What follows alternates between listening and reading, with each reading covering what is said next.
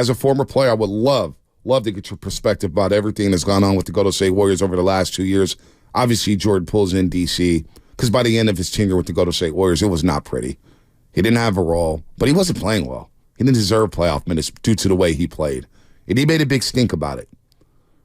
But at the end of the day, I understand why he made a big stink about it. I understand why he was the way he was because of what happened in training camp.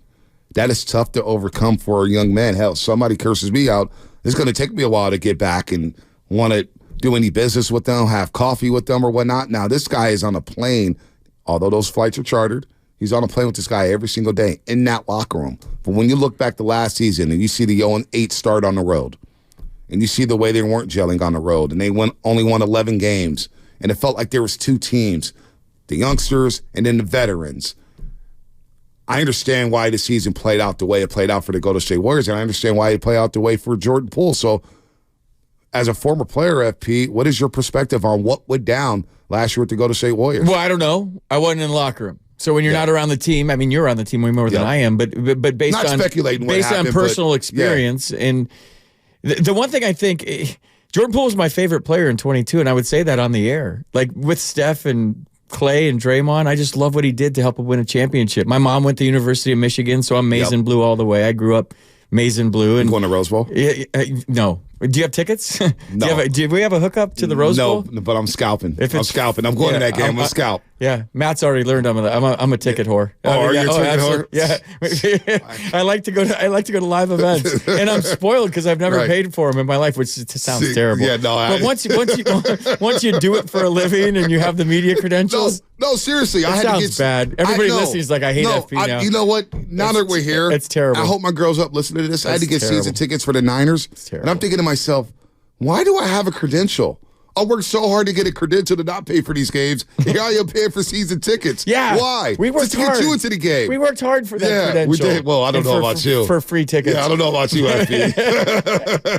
No, but okay, here's the thing. And then last year, I was fixated on him and obsessed. And FP Jr. and I would text during every Warriors game. I'm like, he's driving me nuts. Yeah. Like he's dribbling the ball off his foot. He's trying to charge through 4 defenders for a layup and falling out of bounds. And he's just forcing things and trying too hard.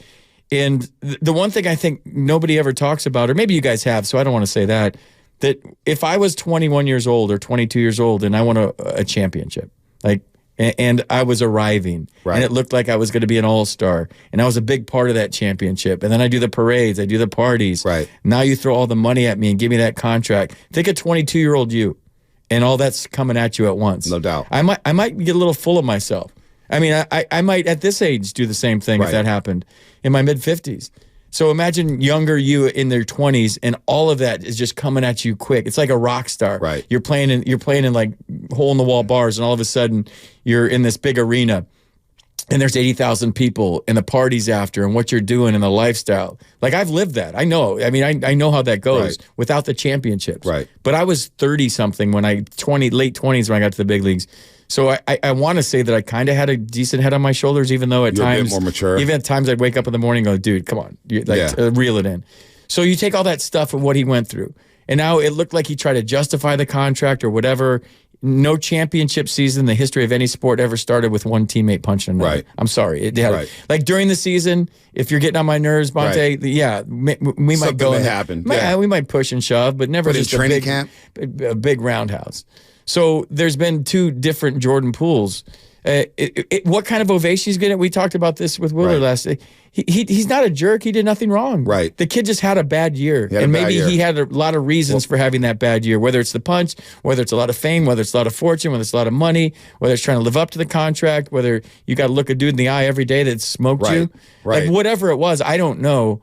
But like his ovation should be he's a world champ. Yep. And it begins and ends with those 2 words, world champ. World champ. So do everyone go crazy tonight? I don't know. But there's going to be the whole show that leads up to it, the video tribute on the board, the music, the emotion, you get choked up, you get fired up, and then they say his name and he'll come out and wave and he'll get a good ovation because he's a world champ. And the reason Steve is saying that Steve Kerr is saying that he's going to get an ovation because Steve's forever indebted to Jordan Poole because he helped him win a ring. Exactly. You don't ever take those things for granted. Exactly. They're hard to come by, even though in this region, this area, we think they grow on trees based on we've been blessed to have the Warriors, the Niners, and the Giants, and there's rings aplenty. And Market Street, the only time it ever looks good is when there's a parade on it. And we've seen a lot of parades, right? So we expect we're entitled as Bay Area sports fans to titles. We are spoiled. So he helped get one of those for us and for Steve and for the Warriors. And so the ovation tonight, he didn't punch anybody. He's not a jerk. He's not an a-hole. He did nothing wrong but have like a weird year. Yeah. So he's going to get a great reception tonight, and he should because he's a world champ. That's well said, FP, and I 100% agree with you. And you mentioned something at the top because I think fans forget this, and we take a ton of phone calls every single day with the Warriors, and we've talked ad nauseum about this situation. You brought up how Jordan Poole was your favorite player and FP Jr.'s favorite player that 2022 year. Yeah. And we were discussing that yesterday. I remember on the pregame show that season, we were wearing floaties. We had suntan lotion. We're having full-out pool parties. Pool parties. I mean, I'm on the demo wall swimming, and we couldn't get enough of JP. And going to the games, the crowd pops differently. Like, Barry Bonds comes up, he hits a home run. It's just a different feeling. Bryce Harper at the National, it's just a different feeling when he comes up and he smokes a ball to left field or right field, wherever he hits it. Jordan Poole, outside of Stephen Curry that year, he got the biggest pop because of his entertainment, his showmanship, getting to the cup, scoring 30 a game, damn near 30 a game in the month of March. He was it. And all the young players, all the kids, there were so many Poole jerseys out there. Girls holding up signs, I want to meet Jordan Poole. Like, it was unreal that season. And I think people forget that, which is how it's so crazy that we're at this point today. Because that was about, 16, 17 months ago? It felt like it was yesterday when he was doing all this, helping them lead them to a championship. Excuse me. And in that playoff run, his first ever postseason, you've seen a bunch of guys in their lifetime. Think about Barry Bonds in his first 7-8 postseasons. He's called a failure. It was tough. Jordan Poole in his first ever postseason, playing alongside Steph and Clay and Draymond and Iguodala. 22 years old, averaging over 17 a game. And leading them to big-time wins against the Memphis Grizzlies in Game 1. Hitting half-court shots against the Boston Celtics. They don't win that championship without them.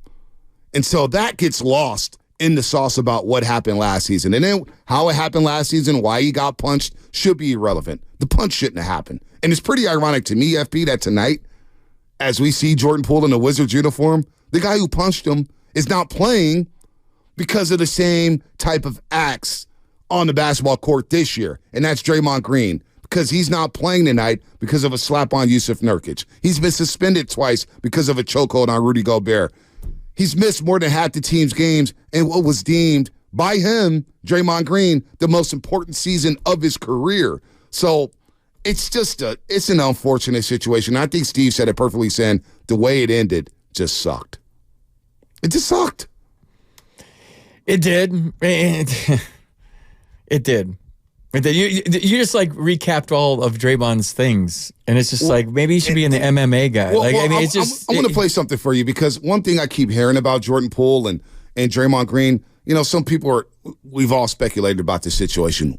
Nobody will really know unless Jordan Poole kind of tells his side of the story and people around it who knew the story. But the Warriors are not going to do that, and I doubt they do that in some future 30 for 30. We may never know what really went down. But let's just say hypothetically that a lot of people think Jordan Poole was being cocky and he was talking smack to Draymond Green. Lutman, if you can, pull up Draymond Green in 2019. This is what he said about a rookie in Jordan Poole when he first got drafted by the Golden State Warriors. You got it, Lutman? Go ahead, fire it off. But he don't stop talking. He does not stop, which is funny to me. So I see people get pissed off in practice. Like, oh, man, he a rookie. And I've heard a few people say, he a rookie. He never shut up. And I just be sitting there like, good job, young fella. You got him mad. They don't like you talk. I remember being that rookie that wouldn't shut up, and everybody hated it.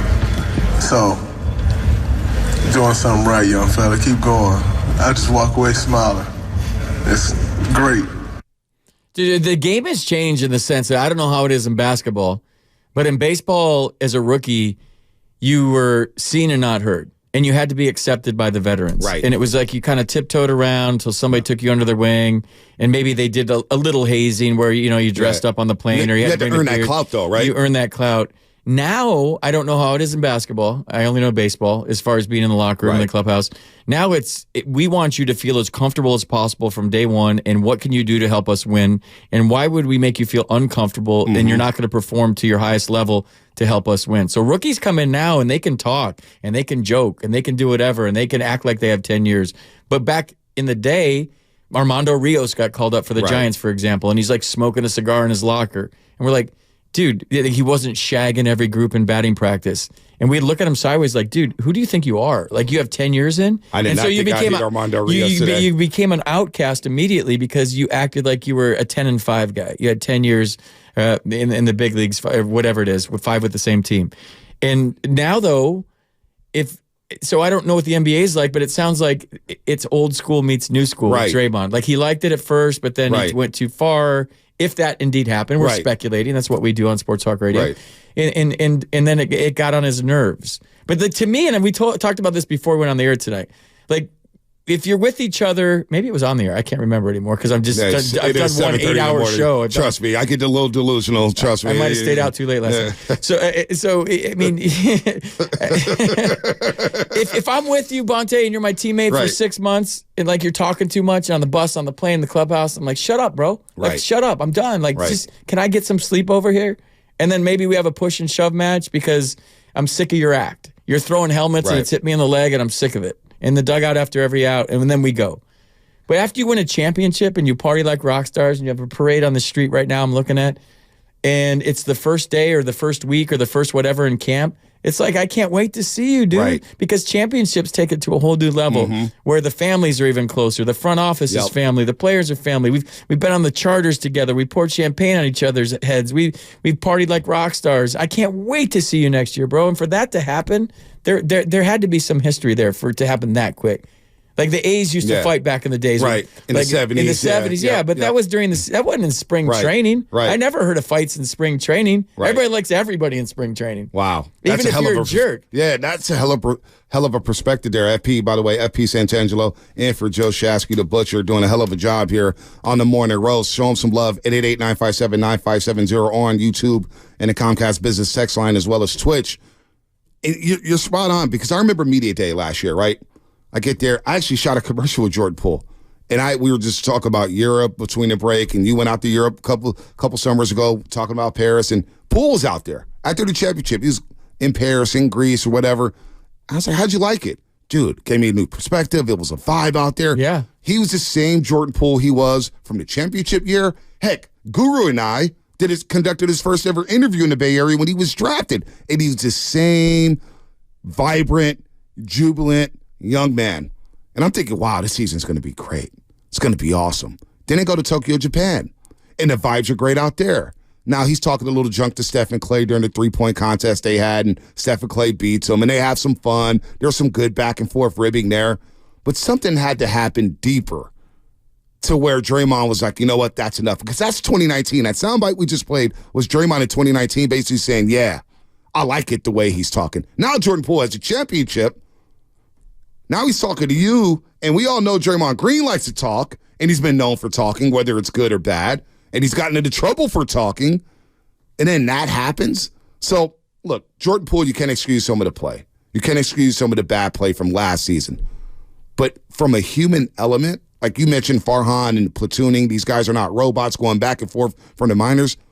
Jordan Poole's a human. And in the social media age where you're opening up Instagram every day or Twitter, and you're getting memed all day long.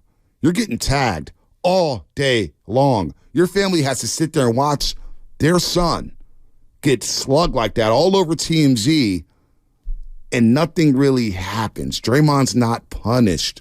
And I'm not saying he should have been thrown in jail or whatnot, but he was able to participate in ring night. He was able to get his ring and not get suspended. Sure, he had to miss a couple practices, but Draymond Green's a veteran. You know, he knows the plays inside and out. He knows what's going on with the Golden State Warriors, and I think that lost him.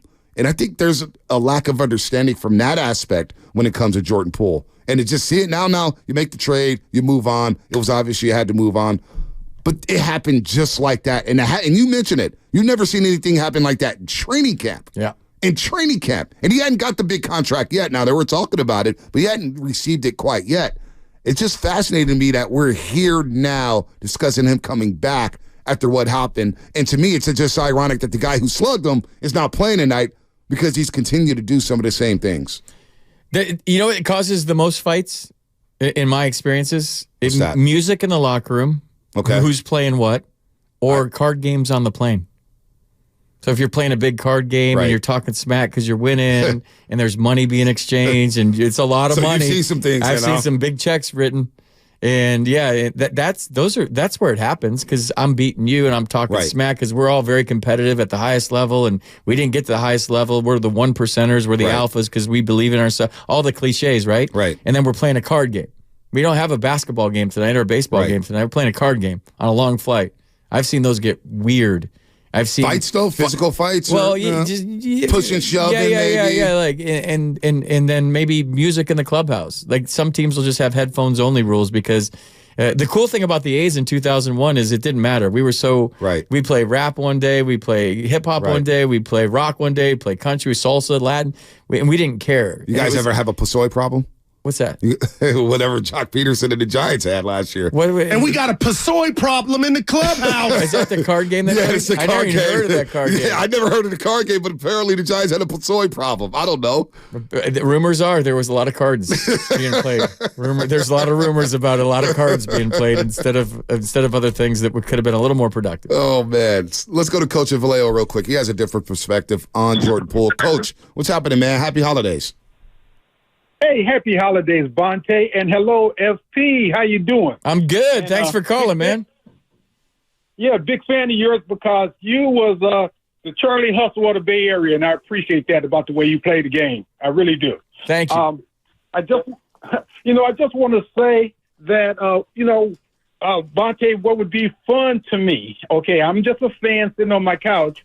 I would like to see Chris Paul start the game tonight and have him guard Jordan Poole. I think that would be so much fun to have, to watch that. That just from an entertainment value point. You may see it. Also, you may see it tonight. I think that'd be entertaining. But also, too, of course, Draymond, the punch was wrong, regardless what Poole said. But people can say things to get punched. Now, FP, you being the pro athlete that you were, if someone were to punch you, that wouldn't have ended right there. It would have been a fight, okay? You wouldn't have just sat there and took it. And I think Poole, Bonte is getting ridiculed more for not standing up for himself as a man, than anything else. I think that's where all the memes and stuff come from. You don't have to win the fight, but just let people know you will fight back. And I think, FP, you could relate to that as a pro athlete that, you can't back down because your manhood is being challenged. Would you agree with that? Yeah, I mean, it is very caveman-like, as awful as that to say, in a clubhouse or a locker room scenario. That doesn't make it right or wrong. I don't think I've ever thrown the first punch ever. And there's nothing you can say that's going to make me punch you. No. Now, if you punch me, heads up. Right. I'm either coming at you or I'm going to die trying. Right. And you might kick my ass, but I can't let you punch me. Right. But I'm not. I don't think I've ever thrown the first punch. Like I've gotten in verbal altercations with teammates based on stuff you've done, and I'm sick of you, bro, and I'm sick of you too. It happens. But we're not punching each other. Like I don't think you ever resort to violence unless somebody you have to defend yourself. Yeah, no doubt.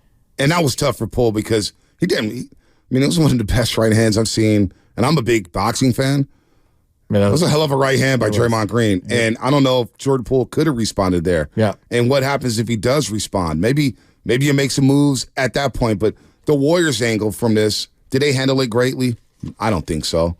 I don't think they handled it. But you're asking an organization that's focused on, I don't know, maybe you know more about this than me, but my perspective is, should the Warriors have done more? Yes. Did they botch the situation? Sure. Some of the language, being more worried about the video than maybe Jordan Poole. Yeah, I looked at that. It's like, oh, that's not good form right there. You got to handle this differently here from my perspective. But then again, I look at the organization saying, well, what should they have done? How How do they do something when they don't know? They've never been in a situation before. That just doesn't happen every single day. I don't care what anybody says. Fight's not happening like that every day, FP. But, dude, all the things you're saying is energy they were spending on damage control versus trying to focus on winning. Whether it was the organization, whether it was the coaching staff, whether it was the players. So all these things on how you handle it, I don't know. What should we do? All that energy should have been focused on winning another championship. Right. So that's why I thought the season was derailed right from the get-go. And I was on that right away. I'm like, there's too much. And then they started playing poorly. There's going to be no chemistry. Our energies and our focus isn't where it should be because we're doing damage control. How are we doing damage control? The damage control we're doing is being criticized. Now we're being criticized for that. This just sucks. And you're playing uphill. You're a salmon swimming upstream the whole season. I agree. And they'd have a game here, 2 games there. Like, there they are. And then they would go back to losing on the road. And they never seemed like a cohesive unit. They didn't have a vibe. They didn't have the flow. They didn't believe in each other. It was the exact opposite of what you saw in 22 when they won the championship last year. I saw it the other night against Boston. I mean, that's the first time I saw, I know they've been playing well lately. Right. But I've never seen Steph that emotional with his teammates. You know, he does his cool things when he makes a big shot and pounds his chest, looks in the stands. But when Kuminga was defending there at the end, and he got up in his face and he was screaming at him for a good reason, dude, that fired me up. No, that's the stuff I got to see every night. That was prime time playoff. It was with the youngsters, FP. Yes. It was with the youngsters, Kuminga, Trace Jackson-Davis, empowering these youngsters, which we kind of wanted last year. And I'm with you 100%. I thought the punch derailed the entire season. And I think it's remarkable that they were able to advance to the second round of the NBA playoffs and take the Lakers to 6, considering how dysfunctional, I'm not even going to say dysfunctional, maybe that's too strong of a word, but there was no chemistry. It was 2 different teams, FP. Think about how we talked about the youngsters. Wiseman, Kuminga, Moody, Poole. Then you had the veterans. It just felt divided. And even at certain points this year, it felt like there was 2 teams. Okay, Chris Paul, Shards, and the bench, and then you have the starters. Now we're starting to see the youth be infused with the starters. That's all I wanted to see. Now Kuminga's playing with Steph and Clay. TJD's playing with Steph and Clay. Chris Paul's playing next to Steph and Clay. Dude. Pajinski's starting games. I love this dude. I love Pajinski. This guy's a gamer. He's a baller. He's got irrational confidence, right? Yeah. But I'm good with that. I'm good with that at 19. Dude, he's rebounding. He's scrappy. He's taking charges. But we're now starting to see one team and one heartbeat instead of seeing this division within the basketball team. So it's a blessing in disguise not seeing Draymond Green. And I don't want to get to what happens when Draymond gets back. But what is your perspective on Draymond Green, especially the last 2 years? And think about this year. I even asked him in media day, what do you mean by this being the most important season of your career? Because we got to get that 5th ring, got to beat that 5th ring. And here we are, 27 games in, if you missed more than half the games. Dude, I'll close the book on last year real quick. If you got to give a speech on a bus for a Game 7, your team is not where it's supposed to be. Everyone's saying Steph's speech and 50 points against the Kings. Right. If you got to give you're either in or you're in the way speech at Game 7 in the playoffs, dude. It's not good. It's not good. That's not good at all. All right. Draymond, and I said it yesterday on the show, I don't think the juice is worth a squeeze anymore. I don't think his ability as a player is worth what you have to put up with. And I'm just saying in general, that I've been around guys that are energy vampires in the locker room, where they're sucking the life out of the locker room, where I have to talk about what you did and instead of what we did. And it becomes about you. And I think when you have an agenda where you can't control your temper and you're selfish and you're getting double teased and you're getting thrown out of games, and it becomes something, it's selfish to me because you can't help me in the locker room. And I said this yesterday, availability as an athlete is a huge tool. If a guy's going to play every single night as a baseball player, basketball player, and you're in the trenches with me and you're helping me win games, then you're a good teammate. But if you're constantly suspended and you're not there for me, and it's one thing after another, and I have to talk about it, I saw a different light with this team the last couple of games. Like something was lifted off their shoulders. They're playing loose and free. Loose and free. This is Warriors basketball. Passionate. They're having fun. They're skipping the ball around. It's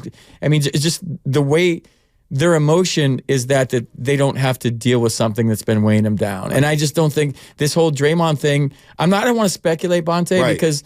But usually when things get onto the court, there's other things going on in your life, in your personal. I don't know. But it would seem to me that there's a lot going on there. And if they're making you step away to address whatever, and the NBA's in it and your team's in on it, there's something that's being addressed there. It's not just, hey, go to anger management for a couple of days. Right. There's something, they're concerned because, whatever he's doing right now, he's part of it. He's one of their brothers. Yep. But I think they're playing a better brand of basketball right now because he was making bad decisions. The foul late that led to the three free throws. Yep, Chad Holmgren. These are decisions that veteran guys don't make. So, Bonte, like whatever, you just don't like swing wildly at somebody like that. Where did that come from? That was wild. The choke was too long. Right. Like originally, like you're being a good teammate. You're playing Absolutely incredible. Well, the choke went from the 3-point line to damn near the Warriors' bench, and you could see Steve Kerr's lips. Let him go. Let him go. Let him go. Let him go. And it was just like you see his eyes, and he was like, "Whoa, that's a different dude. That's a different dude." But the Warriors are at fault at certain points for this. Was like, man, you got to check this guy, and the whole leadership aspect of this. How can he walk back into that locker room? By the way, shameless shout-outs in a couple minutes here. Shameless shout-outs. Line them up, 888-957-9570. How can he walk back into that locker room and look those guys in the eyes and say, I'm the leader of this team? Dude, you got to be sincere. You got to break down. You got to show emotion. But they've heard it before, FP. As a former player, you hear a guy, and Draymond's apologized even last year, and they say, well, he's got to earn that trust back, And some say he did. But then we go into this season, and it continues to happen. As if you're his teammate, FP, and you've heard the apologies before. I heard from Kenny Smith on the inside of the NBA. Because at some point, the apologies, they fall on deaf ears. Can you win them back over with another apology? Show me. It's more about the actions. But yeah, but Bonte, I'm a sucker for a good apology. I really am. Like if you break down and show emotion and said, I went through this. Say, I'm sorry, sir. I did this. I did that. This has been hard for me. I had to take a deep, long look at myself in the mirror. My accountability's been terrible. I went here. I was doing this. I figured that out. Right. I'm going to be a great teammate. Maybe you're showing some emotion. It's a sincere apology.